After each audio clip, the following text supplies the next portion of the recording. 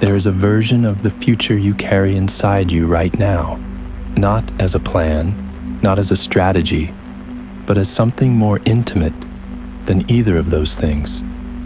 A felt sense of what is possible for you. A quiet inner assumption about the kind of life that is available to someone like you in circumstances like yours. Most of us do not examine this felt sense very often. It lives below the level of deliberate thought, more like a climate than a weather event, shaping the choices we reach for and the ones we do not, the opportunities we recognize as ours and the ones we pass by without quite knowing why.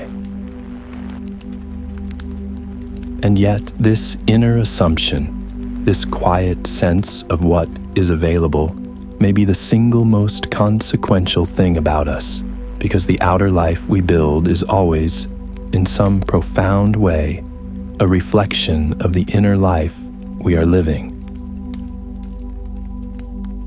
This was the central insight of Neville Goddard, a writer and a teacher who worked in the mid-20th century, and whose ideas, though largely overlooked during his lifetime, have found an expanding audience in recent decades among people who are less interested in the mechanics of motivation and more interested in the deeper question of how human experience is actually shaped from the inside out. Goddard's central teaching can be stated simply, though its full implications take time to absorb. Consciousness is the only reality, and what you hold in consciousness with feeling tends, over time, to find its way into form. Before we go further, it is worth being clear about what Goddard was and was not saying.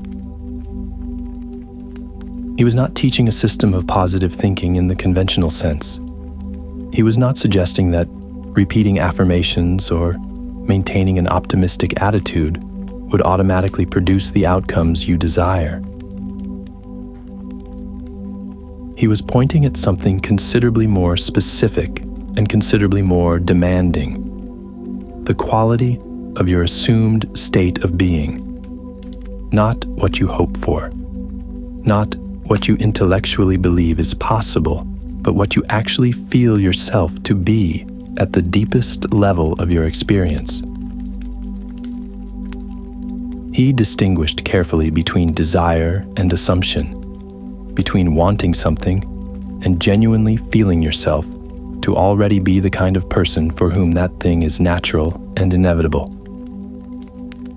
And he believed that it was the assumption, not the desire, that determined what a person's life would eventually reflect. Think about the difference in your own experience between wanting something and truly expecting it. When you want something but do not quite expect it, when the wanting is tinged with a sense of distance, with the quiet underlying feeling that this is not really for you, that the gap between where you are and where you want to be is larger than you know how to cross. There is a particular quality to that experience, a particular flavor of effort that carries within it the seed of its own limitation. And when you expect something, when it feels settled, when you carry the outcome not as a hope, but as a fact in waiting, when the inner reality of it feels more solid than the outer conditions that seem to contradict it, there is an entirely different quality to that experience and an entirely different quality to the actions that flow from it. Goddard called the practice of cultivating genuine expectation, of building and sustaining the inner sense of being the person who has what you seek, living from the end. This idea sits in an interesting relationship with the Gracian wisdom that forms the heart of this channel's exploration, and understanding that relationship is part of what makes both traditions more useful. Gracian was primarily a philosopher of the outer world, of how to navigate people circumstances, reputation, and timing with intelligence and skill. His wisdom is essentially external, how to act well in the world as it is. Goddard's teaching is primarily a philosophy of the inner world, of how the quality of your inner state shapes what the outer world becomes. His wisdom is essentially internal, how to inhabit your own consciousness in a way that opens rather than closes the field of what is possible. Together, they describe something that neither tradition captures fully on its own: the need both to act intelligently in the world as it is and to inhabit inwardly the world as it can become. The practical question that Goddard's teaching raises is one that is worth sitting with honestly. What is the actual quality of the inner state you are living in right now? Not the state you aim for, not the state you perform for others, but the felt sense of who you are and what is available to you that runs beneath your daily experience like a current. Is it a state of genuine expectancy of someone moving toward a life that feels natural and right? Or is it a state of effortful hope, of someone reaching toward something that feels just beyond the edge of what is really meant for them?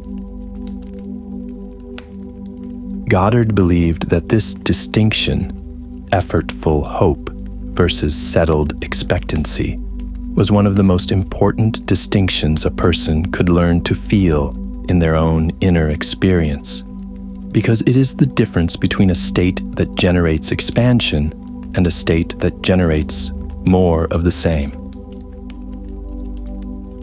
The practice Goddard recommended as a way of shifting from hope to expectancy is one he called the state akin to sleep, the hypnagogic threshold between waking and dreaming, where the conscious, critical mind relaxes its grip and the deeper layers of the self become more receptive to the images and feelings you consciously introduce. In that state, which you pass through naturally every night in the moments before sleep takes you, Goddard recommended cultivating a short, vivid, emotionally felt scene that implies the fulfillment of whatever you are moving toward. Not a fantasy, not a wish, not a picture you watch from the outside, but a first-person, felt scene, brief enough to repeat, vivid enough to feel real, and loaded with the specific emotion that the fulfillment of this thing would actually produce in you. The feeling of recognition as someone you trust tells you, well done. The feeling of ease as you move through a day that the person you are becoming would experience as ordinary. The feeling of settledness that comes when something you have worked toward has finally simply arrived. He was not suggesting that this practice alone would produce the outer change you seek, but that it would begin to shift the quality of your inner assumption.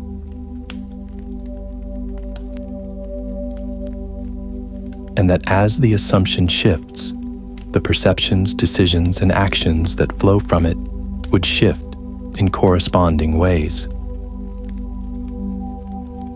Tonight's practice is very simple, and I invite you to try it in exactly the way Goddard described before you sleep tonight. As you feel yourself moving toward sleep in that warm, drifting threshold, bring to mind one scene that implies the fulfillment of something you genuinely care about. Not the journey toward it, not the effort it requires, not even the moment of achieving it, but a simple, ordinary scene from the life of the person who already has it. Feel the naturalness of it, the sense that this is simply how things are, and hold that feeling gently, without strain, for as long as it remains alive. You do not need to believe in Goddard's framework for this practice to offer you something, even if you set aside the metaphysical dimension entirely. What you are doing is spending the last moments of your waking consciousness in the company of a future self whose life you want to build. And there is something in that practice, whatever its mechanism, that tends to shift the quality of the next day's orientation. Try it tonight and see what you notice.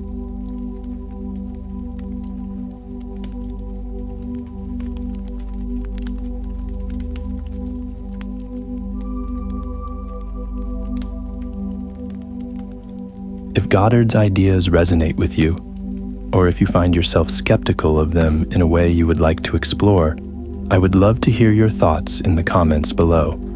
The conversation between inner and outer wisdom is one that this channel will continue to develop, and your perspective genuinely shapes where it goes.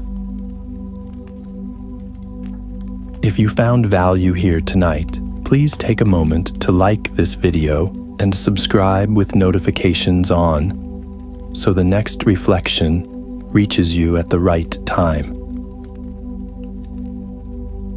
Thank you for being here. Sleep wisely, dream deeply, and carry the feeling forward.